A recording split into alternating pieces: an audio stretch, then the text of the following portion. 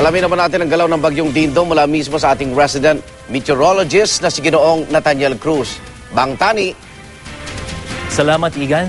Dito nga sa latest image mula sa Weather Central, makikita nating nananalasa ang bagyong si Dindo dito sa may extreme northern Luzon. Naglandfall na ito dito sa extreme northern Luzon at kasalukuyan niyang tumatawid diyan sa landmass. Bukas ay inaasahang lalabas na ito sa Philippine Area of Responsibility patungo nga dito sa southern China. Pansinin ninyo ang lawak ng bagyo. Ito ay aabot ng 400 kilometers. Higit pa yan sa lawak ng bagyong Ondoy noong 2009.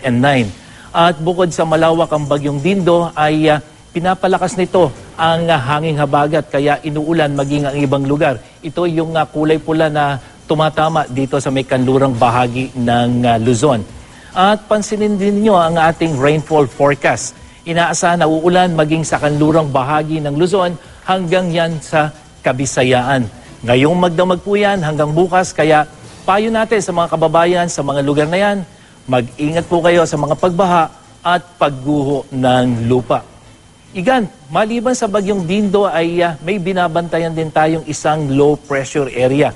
Malayo-layo pa ito pero dahil nasa karagatan pa ay nag-iipon din ng lakas at posibleng maging bagyo bago pumasok ng ating Philippine Area of Responsibility.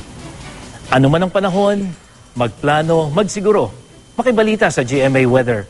Ako po si Nathaniel Cruz para sa I Am Ready, serbisyong totoo ng GMA News. Maraming salamat po. Yan po si Ginoong Nathaniel Cruz, ang ating resident meteorologist. Good evening po.